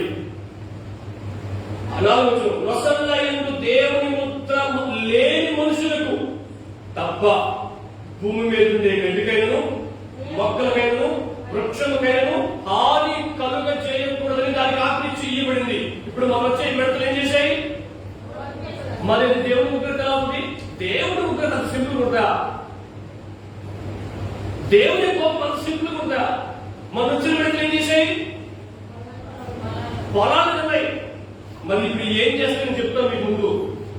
భూమి మీద ఉన్న ఎవరి నొసటి మీదైతే దేవుని ముద్ర ఉండదో, క్రీస్తు విరోధి 666 ముద్ర ఉండదో, ఎవరికి ఉందండి ఆ ముద్ర? ఎవరికి ఉండదు? ఇప్పుడు ఈ ఆలోచన ఆ రోజుల్లో క్రీస్తు విరోధి పరిపాలన ప్రపంచమంతా ఉంది. వన్ వరల్డ్ ఎకనామీ అని చెప్పాను నేను. ప్రపంచమంతా ఒకే ఆర్థిక వ్యవస్థ, ప్రపంచమంతా ఒకే నాయకుడు, ప్రపంచమంతా ఒకే దేవుడు. ఎవరైనా క్రీస్తు విరోధి ఎవరిని ఆలోచించడానికి లేదు. ప్రపంచమంతా ఇప్పుడు ఊరికొకరు, గొంతుకొకరు, ఈదుకొకరు, రాష్ట్రానికి ఒకరు, దేశానికి ఒకరు. ఈ ఊరిలో ఉన్న దేవుడు ఆ పక్కలో తెలియదు. అవునా? రైట్. మనం పక్కన ముందుకెళ్తాం. కానీ ఆ రోజుల్లో ఒకే దేవుడు క్రీస్తు విరోధి. ఆ క్రీస్తు ద్వారా వేయబడి 666 ముద్ర ఎవరికైతే వేయబడుతుందో వాళ్ళందరూ ఈ మిడతల బారిన పడతారు. ఆ మిడతలు ఏం చేస్తే ముందు చెప్తారు. మరి కొంతమందికి క్రీస్తు విరోధి ముద్ర వేయబడదు. ఎవరికి వేయబడదండి? యూదులకు వేయబడదా? ఆ రోజుల్లో యూదులు మాత్రమే ఉంటారా? బాప్తిసం తీసుకున్నాడు ఉంటారా? ఉండరా? ఏడుంటాడు? బాప్తిసం తీసుకున్న వాళ్ళు ఎక్కడ ఉంటారు? మరి ఎందుకు డౌట్ పడతారు? బాప్తిసం తీసుకున్న వాడు సంఘానికి సంబంధించిన వాడు, క్రీస్తుకు సంబంధించిన వాడు. క్రీస్తుకు సంబంధించిన వాడు సంఘం అని పిలువబడతారు. క్రీస్తుకు సంబంధించిన సంఘం 7వ శ్రమల కాలంలో ఉండదు. గొర్రెపిల్ల వివాహ మహోత్సవం మధ్యాకాశంలో జరుగుతూ ఉంది. అక్కడ ఉంటారు. ఏ దారిలో మేము నాకే వస్తాం. మనం మిస్ అవ్వకూడదు. ఎవరు మనకు కన్ఫ్యూజ్ చేయాలన్నా, ఎవరు మనకు తికమక పెట్టాలన్నా, ఎవరు మనకు అబద్ధం చెప్పి మగ పెట్టాలన్నా మనకు వాస్తవం తెలుసుంటే ఏ దారిలో వచ్చినా మనం అదే చెప్తాం. హల్లెలూయా. రైట్. అందుకని మిమ్మల్ని కొద్దిగా కన్ఫ్యూజ్ చేయడానికి ఆ మాట నేను అడిగాను. యూదులే ఎంతమంది కూడా లెక్క చెప్పాను నేను. ఎన్ని రోజులు కూడా లెక్క చెప్పాను నేను. 1260 రోజులు వాళ్ళు భద్రపరచబడతారు. వాళ్ళు ఎంతమంది అంటే ఎంతమంది? 1,44,000 మంది 666 ముద్ర వేయించుకోకుండా యేసు యేసయ్య ముద్రను కలిగి ఉన్న వాళ్ళని తప్ప మిగతా ప్రతి మనిషిని ఈ మిడతలు అటాక్ చేస్తాయి. చూసారా ఎటువంటి క్వాలిటీస్ ఉన్నాయో ఆ మిడతలకి, ఎటువంటి సెక్యూరిటీ ఉందో ఆ మిడతలకి. ఇంకా మనం కిందకెళ్తే ఆ మిడతలకు ఎంత శక్తి ఉంచబడిందో, ఆ మిడతలు ముందు ఏం చేయబోతున్నాయో నేను మీకు తెలియపరుస్తాను. చూడండి, మళ్ళా చదువుతున్న వాటిని 3వ వచనం నుంచి 6వ వచనం వరకు. మరియు వారిని చంపుటకు ఎవరు చెప్తారండి? ఎవరు వారు? మరియు వారిని చంపుటకు అని రాయబడిందా? ఎవరి వసతి మీదైతే యేసయ్య ముద్ర ఉండదో వారిని చంపడానికి మీరు అర్థం చేసుకోవాలా. వారిని చంపుటకు అధికారం ఇవ్వబడలేదు. కానీ ఏంటంట, ఇందాక మనం ఏమనుకున్నాం? ఆ ముద్ర లేనులందరినీ చంపేస్తాయి మిడతలు అన్నమా? లేదు, శిక్షిస్తాయి అని చెప్పారు. అది చూడండి, దేవుడు ఒక్క మెలికి పెట్టాడు. చూడండి, మరియు వారిని చంపడానికి ఆ మిడతలకి అధికారం ఇవ్వదా? మరి ఏం చేయడానికి అధికారం ఇవ్వండి? కానీ 5 నెలల వరకు బాధించుటకు వాటికి అధికారము ఇవ్వబడను. వాటి వలన కలుగు బాధ తేలు మనిషిని కుట్టినప్పుడట్టుండు బాధ వలే ఉంటుంది. తేలు కుట్టిన ఉంటుంది, నొప్పి భరించగలమా? అస్సలు భరించలేదు. కంట్రోల్ తగ్గిపోతాం, కంట్రోల్ ఉండలేదు, అంత నొప్పి పడుతుంది. ఎన్ని రోజులు పడుతుంది? 3 లేక 4 రోజులు పడుతుంది. ఒక తేలు కుట్టితే మనిషి ఆ బాధని, ఆ నొప్పిని ఎన్ని రోజులు భరించాలంటే 3 రోజులు లేక 4 రోజులు భరించాలి. కానీ ఇక్కడ ఆ మిడత ఎవరి వస్తే మీదైతే యేసయ్య ముద్ర ఉన్నదో వారిని చంపడానికి ఆ మిడతకి దేవుడు అధికారం ఇవ్వలేదు. మరి ఏం చేయడానికి అధికారం ఇచ్చాడంటే కుట్టడానికి అధికారం ఇచ్చాడు. ఆ మిడత కుడితే 5 నెలలు దానికి సంబంధించిన బాధను మనము అనుభవిస్తూనే ఉండాలి. మనం కాదండి, ఆ ఉండేవాళ్ళు. రైట్, నేను చదువుతున్నా చూడండి. 5 నెలల వరకు బాధిస్తున్న వాటికి అధికారం ఇవ్వబడను. వాటి వల్ల కలుగు బాధ తేలు మనిషిని కుట్టినప్పుడు బాధ వలె ఉండును. ఆ దినములలో, ఏ దినములలో? ఆ తేలు కుట్టినప్పుడు, ఆ మిడత కుట్టినప్పుడు ఆ దినములలో మనుషులు మరణము వెతుకుతురు గాని. చూసారా, తర్వాత చదువుతున్నారు, అది వారికి దొరకదు.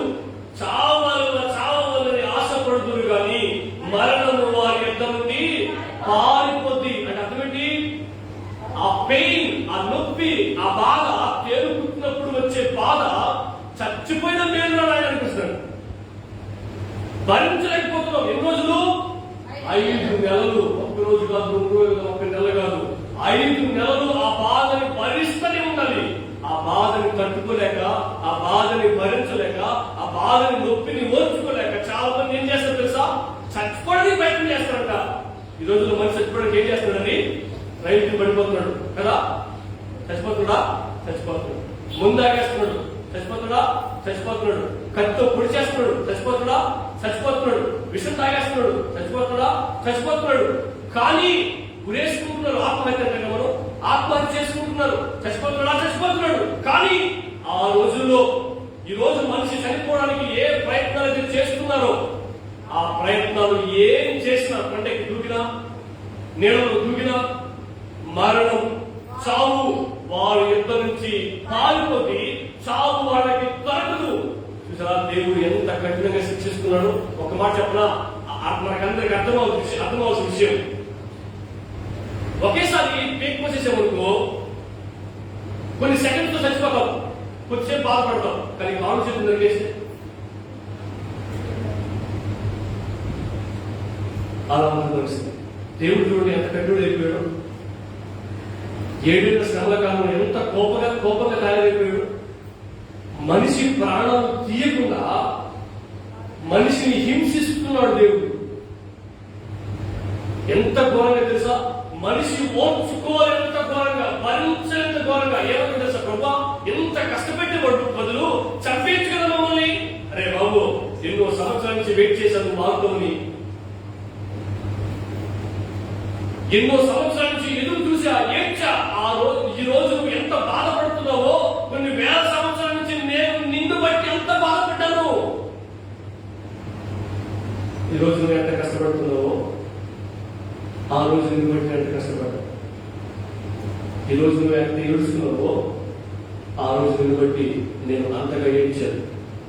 మీరు చదువుతారు కదా, ఆయన వీపు నాగలు చాలా మంది ఉన్నపడిందని, ఎన్నో కఠినమైన శ్రమలు ఆయన పెట్టారని, బతికుండగానే సిలువ వేశారని, బతికుండగానే బల్లితో పొడిచారని అర్థమవుతుంది. మనం అంతటి కఠినమైన శ్రమని నీ కోసం భరించినా నీకు ఫ్రీగా ఉచితంగా రక్షణ ఇచ్చి బైబిల్ చేతపట్టుకుని చర్చికి వెళ్ళి ప్రార్థన చేసుకుని బతుకుని బాగు చేసుకో అని చెప్పినా, చెప్పేవాడిని ఏర్పాటు చేసినా, అన్ని వస్తువులు నీకు సమకూర్చినా ఆ రోజు లెక్క చేయాల, ఆ రోజు నీకు అర్థం కాల, ఆ రోజు నీకు విలువ తెలియలా. ఎన్నెన్నో చేశావు. దేవుని సన్నిధికి వెళ్ళి చేయాల్సిన పనులు తప్ప మిగతా అన్ని చేశావు. ఆ రోజు నిన్ను బట్టి నేను బాధపడ్డా, ఆ రోజు నిన్ను బట్టి నేను ఓపిక పడ్డా. కొంతకాలం వెయిట్ చేశా, నువ్వు మారుతావేమో చెప్పి లాభం అన్నాడు. ఎందుకు ప్రభు మమ్మల్ని చంపేయకుండా ఇంత కఠినమైన శిక్షణ తీసుకొచ్చాం మా మీదకైతే దేవుని యొక్క స్పందన ఎలా ఉండొచ్చు? దేవుడు ఆ మనిషిని చంపేయకుండా 5 నెలలు బాధ పెడుతున్నాడంటే దేవునికి ఎంత కోపం ఉంటే, దేవునికి ఎంత ద్వేషం వస్తే. చూడండి, తల్లిదండ్రులైన బిడ్డని చావుబట్టి కాసేపు తర్వాత దగ్గర తీసుకుంటారు. దేవుడు ఆవిడ లేడు ఏమంటారు, నోట్లోంచి సమంగా పడిపోయినట్టు పడతారు. తల్లి నన్ను గుర్తు మా అమ్మ నోట్లోంచి మాట్లాడాలా అట్ట పుట్టినా కానీ కొంచెంసేపు దగ్గర తీసుకుని తల్లిదండ్రులు చాలా మంది ఉన్నారు. కానీ దేవుడు కాపలేము ఉండేది ఆ రోజుల్లో. కానీ రోజు ఏం చేసిన దేవుడు క్షమిస్తూనే ఉన్నాడు, ఏం చేసిన దేవుడు ఆహారమిస్తూనే ఉన్నాడు, ఏం చేసిన దేవుడు ఆరోగ్యం ఇస్తూనే ఉన్నాడు, ఏం చేసిన దేవుడు ఆయుష్ ఇస్తూనే ఉన్నాడు, ఏం చేసిన దేవుడు అన్ని ఇస్తూనే ఉన్నాడు. ఎలా బ్రతుకుతున్న దేవుడు వెయిట్ చేస్తూనే ఉన్నాడు. గుర్తుపెట్టుకోండి, దేవుడు వెయిట్ చేస్తున్నాడు కదా, దేవుడు శిక్షించట్లేదు కదా, దేవుడు పట్టించుకోవట్లేదు కదా, దేవుడు క్షమించే ప్రభావాన్ని క్షమించేస్తాడే అనుకుంటున్నావేమో. ఇటువంటి పరిస్థితులు రాకముందే నేడు అనే సమయం నీ జీవితానికి ఉన్నప్పుడే జీవితాన్ని చక్కబెట్టుకోవడం చాలా ప్రాముఖ్యం అని మనం జ్ఞాపకం చేసుకోవాలి. చివరిగా చెప్పి నేను ముగించేస్తాను.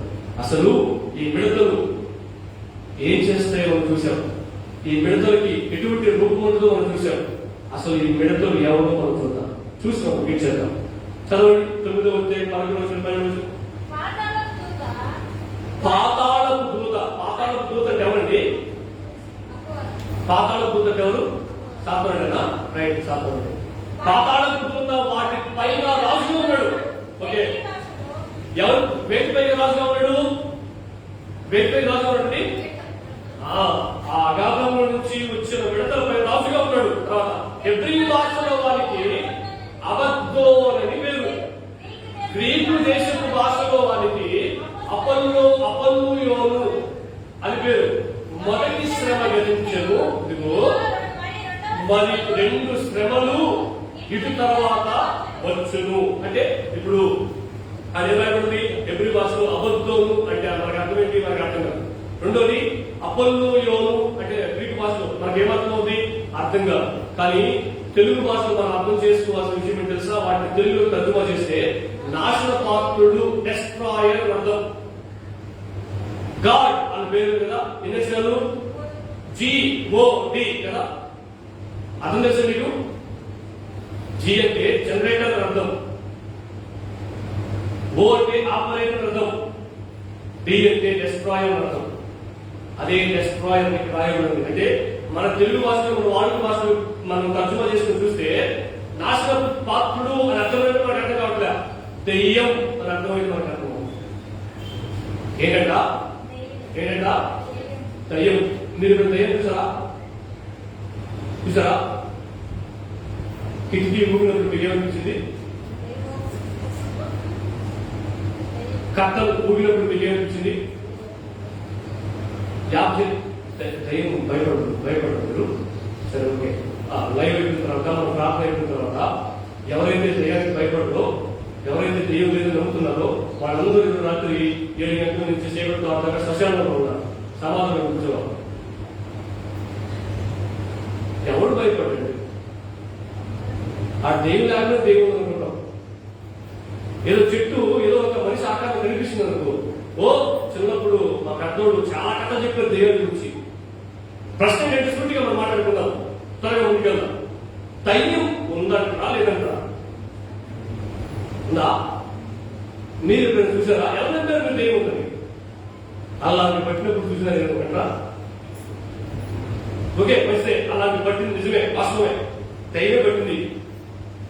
ఎవరు పట్టారు? ఆ దయ్యం పేరేంటి? చెప్తా ఏం పేరు మీరు అంటే ఆ పేరు చెప్తుంది కదా, అపోవాలంటున్నావు. చచ్చిపోయిన వెంకటరమయ్యో, వెంకటసుబ్బమ్మో, పొల్లమ్మో, ఎల్లయ్యో. మా అమ్మ చనిపోయిన తర్వాత మా ఇంట్లో పనిచేస్తా ఉంటే ఎవరో సోదరు బయట వెళ్తా ఉంది. మా కదమ్మ ఎందుకు జరిగింది తెలుసుకోవడానికి. ఎందుకు జరిగిందో క్లియర్గా దేవుడు డాక్టర్లు లిఖిత పూర్వకం ఇచ్చారు. అమ్మా ఆమెకి బాగాలేదు, అందువల్ల చనిపోయింది అని చెప్పి లిఖిత పూర్వక రిపోర్ట్స్ ఇచ్చారు. ఆయన నమ్మలే. ఆ విధంగా ఏబిసిడి కూడా రావానికి పొడుగు లేదు. సరే కుటుంబం లేవానికి ఏదో సొరకాయ పొడవ తెచ్చుకొచ్చింది ఇంటి మీద పెట్టుకొని ఆమె పోయేవాళ్ళు తెలుసుకొచ్చింది, డబ్బులు ఇచ్చి తెలుసుకొచ్చి కూర్చోబెట్టి ఆ విధి తెచ్చుకుని చెప్పు అది. నేను నమ్మను కదా. అదేమో తెలుసా, ఫస్ట్ మా పెద్దపై వాళ్ళు పెట్టేవాళ్ళు చెప్పుకోండి, మా ఇద్దరు సరి చూపించింది. అవి ఎవరికి గుర్తుపట్టుకోండి, మేము ఇద్దరే ఉన్నాం. సరే ఓకే, ముందుకెళ్ళింది.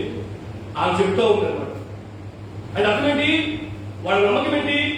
ఎవరైతే సోది చెప్తున్నారో ఆమె ఊరికి చనిపోయిన వ్యక్తులు వస్తారని అర్థం. వాళ్ళ అభిప్రాయం, వాళ్ళ నమ్మకం అందరండి. వాళ్ళ నమ్మకం ఆమె ఊరి నుంచి వచ్చి ఏం జరిగిందో ఏం చేయబోతుందో చెప్తారని నమ్మకం. కొంతమంది ఆ పెళ్లి కాకుండా చచ్చిపోయినప్పుడు వాళ్ళు ఏం చేస్తారో మీకు తెలుసు. దైవం తర్వాత ప్రెగ్నెంట్ గా ఉన్నప్పుడు చచ్చిపోయినప్పుడు వాళ్ళు దైవం తర్వాత ఏం చేస్తారో మీకు తెలుసు కదా. నమ్మకం ఇవన్నీ ఇప్పుడు ఎంత బాగుంటున్నారు. నమ్మకం. మీరు ఎప్పుడైనా ఒక మనిషిలో ఉన్నప్పుడు కాదు బయట ఉన్నప్పుడు చూసారా అంటున్నా నేను. చూసారా?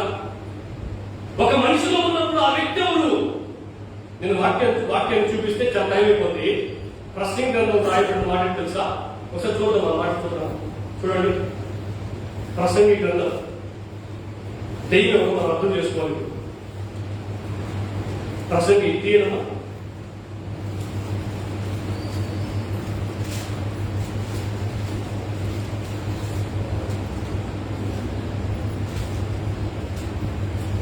9వ అధ్యాయం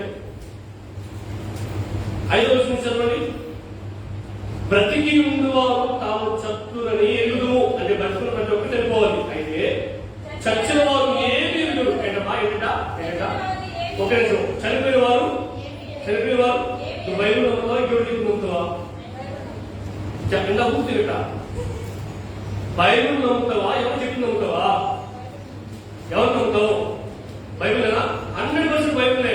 బైబిల్ చెప్తుంది చనిపోయిన వాటికి ఏం తెలియదు అంతేనా? రైట్. తర్వాత ఎవరి పేరు? చచ్చిపోయిన పేరు. ఉదాహరణకి ఏమంటున్నాయమ్మా, బతుకున్నప్పుడు ఏమంటున్నా చూసాం. చచ్చిపోయిన తర్వాత ఏమంటున్నా అంటావా? శవం అంటాం. వాళ్ళ పేరు మరుగుబడింది. తర్వాత వాటికి ఏ లాభం? సత్య సాధిస్తారో అబద్ధం. ఉన్నమా చనిపోయి సాధిస్తామనో అవాస్తవం. బతుకున్నప్పుడు వాళ్ళు ఏదైతే ఆశపడ్డారో ఆశతో చచ్చిపోయారు. చచ్చిపోయిన తర్వాత ఆశను ఆ కోరిక నెరవేర్చుకుంటారనో అవాస్తవం. దీన్ని బట్టి వారికి ఏ లాభం ఉండదు. తర్వాత వారు ప్రేమించరు. ఏంటమ్మా? పగ పెట్టుకున్నారు కాదు, పగ పెట్టుకున్నారు. అర్థమైందా? పగ పెట్టుకున్నారంటే అర్థం ఏంటండి? ఇంతకు ముందు ఎవరైతే వాళ్ళు చంపేశారో, ఎవరైతే వాళ్ళు చచ్చిపోవడానికి కారణమయ్యారో, ఎవరైతే వాళ్ళు ఇబ్బంది పెట్టారో, వాళ్ళు చనిపోయిన తర్వాత వాళ్ళు గుర్తుపెట్టుకుని ఎవరిలోకి దూరి వాళ్ళని రావు అర్థం. వాళ్ళు ఏమో అప్పుడు చెప్తారు, చచ్చిపోయిన రావడం చెప్తారు. చదవండి. అసూయ పడు. సూర్యునికి చదివిన వాటిలో దేని ఎందుకు వాటికి అప్పటికీ వంతు లేదు. చాలు. ఒక వ్యక్తి చనిపోయిన తర్వాత ఇక భూమి మీద భూమితో కానీ, భూమి మీద జరుగుతున్న దాంతో కానీ, భూమి మీద ఉన్న వాళ్ళెవరితో కానీ, వాళ్ళ రక్త సంబంధికులతో కానీ ఎవరితో సంబంధం ఉండదు. బైబిల్ చెప్తున్న మాట తెలుసా? ఒక వ్యక్తి చనిపోతే అయితే క్రైస్తవుడైతే పరదేశం వెళ్తాడు, పాత అయితే పాతాళానికి వెళ్తాడు. శరీరంతో కాదు, మట్టి వెళ్ళిపోయి ఏ ఆత్మ అయితే దేవుడు వాడికి ఇచ్చాడో ఆ ఆత్మ పాపం చేసిన వ్యక్తి అయితే పాతాళానికి వెళ్ళిపోయి, పరిశుద్ధంగా వచ్చిన వ్యక్తి అయితే పరదేశంలో రెస్ట్ తీసుకుంది. మీరే చూస్తారు కదా, శాస్త్రం చెప్తారు కదా, ప్రభు మృతులు తండ్రులు వారి యొక్క ప్రయాసం మాని విశ్రాంతిలో ప్రవేశించేశారని చెప్పి విశ్రాంతిలో వెళ్ళి ఇక్కడ దేవయాత్ర పెట్టుకోవడం. మరి ఎవరి మాటలు నమ్ముతున్నావు? రైట్, ఓకే, వాళ్ళ పేరు ఖచ్చితంగా చెప్తారు. మరి మన అడిగినప్పుడు నిన్ను చంపేస్తా, ఇదిగో నేనే అన్నాడు. ఆ పేరు చెప్పినాడే, నిజమే, ఆ పేరు వాడుకుంటాడు. ఎవరండి? అపవాది వాడుకుంటాడు. ఎందుకని? నీకు ఆ వ్యక్తి పేరు చెప్తే గుర్తు వస్తుంది, నీకు ఆ వ్యక్తి పేరు చెప్తే భయం వస్తుంది అని చెప్పి. ఎందుకని? బతుకున్నప్పుడు వాయించావు కదా వాడిని. నిజమే, నువ్వు చచ్చిపోయి వచ్చుంటాడు, ఈ పని చేస్తుంది నేనా అని నీకు అర్థమవుతాను. వాస్తవికంగా చనిపోయిన వ్యక్తి కాదని సాతానుడు తన అనుచరుల ద్వారా ఎదుటి వ్యక్తులకి పంపించి ఆ వ్యక్తులు ఎదుటి వ్యక్తులకు ఎలా వెళ్తాడు? ఇదిగో చూడండి, ఎదుటి వ్యక్తులకు ఎలా వెళ్తాడండి? నువ్వు బాధ్యత వచ్చి నీ దెయ్యం పెట్టిన నిజంగా పరిస్థితులు కాదు. నీలో యేసయ్య లేడు అర్థం. ఈ రోజుల్లో పరిశుద్ధాత్మ ఏందో దెయ్యం పెట్టిన ఆత్మ ఎందుకు తెలియట్లే. క్రిస్టియానిటీ అలా మారిపోయింది. దురాత్మ ఏదో అర్థం కావట్లేదు, పరిశుద్ధాత్మ ఏదో అర్థం కావట్లేదు. దురాత్మ దెయ్యం పట్టిన వాళ్ళు అలాగే ఉంటున్నారు, పరిశుద్ధాత్మ పట్టిన వాళ్ళు అలాగే ఉంటున్నారు. వాళ్ళు వాళ్ళకి ఏం అర్థం కావట్లేదు, వాళ్ళకి ఏం తెలియట్లే, వీళ్ళకి ఏం అర్థం కావట్లేదు, వీళ్ళకి ఏం తెలియట్లే. దాన్ని మీరు పరిశుద్ధాత్మ అనుకుంటున్నారు. అది కూడా అపవాది కలిగించే భ్రమే. హల్లెలూయా. పరిశుద్ధాత్మ ఒక వ్యక్తిలో వచ్చిన తర్వాత సెల్ఫ్ కంట్రోల్, తనను తాను అణుచుకునే సామర్థ్యాన్ని దేవుడిస్తాడు. తనను తాను కంట్రోల్ చేసుకునే సామర్థ్యాన్ని దేవుడిస్తాడు. ఇష్ట ప్రకారం చేయడానికి అవకాశం దేవుడు ఇవ్వడు. అందుకే దేవుడు అన్నాడు, అల్లరితో కూడిన ఆటపాటలు ఆయన సన్నిధిలో జరగకూడదు. ఓకే, అది వేరే కాంటెక్స్ట్, మనం ముందుకెళ్దాం. ఇప్పుడు చనిపోయే వ్యక్తి ఇక్కడ దెయ్యంగా లేనప్పుడు ఇక్కడ ఉన్నది ఎవరు అంటే మనం చూశారు. అర్థమైనా?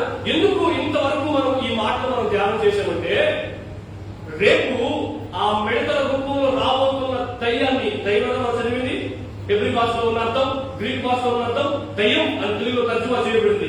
ఆ దయ్యాన్ని ఇప్పటి వరకు ఎవరు చూడని దయ్యాన్ని ఎవరు చూస్తారు అంటే అర్థమేంటి? భూమి ప్రారంభమైనప్పటి నుంచి ఈ రోజు వరకు సంఘం భూమి మీద ఉన్నంత వరకు దెయ్యం ఎవరికి కనపడదు. చచ్చిపోయిన వ్యక్తి దెయ్యం తిరగడు. మరి ఎవరు దెయ్యం అంటే అపవాది అనుచరులు. సంఖ్య కూడా ఉంది, లైవ్ కాబట్టి సంఖ్య నేను చెప్పండి. ఆలోచన చేస్తున్నారా? ఆ రోజు స్పష్టంగా లోకం, సమాజం దయ్యాన్ని చూస్తుంది.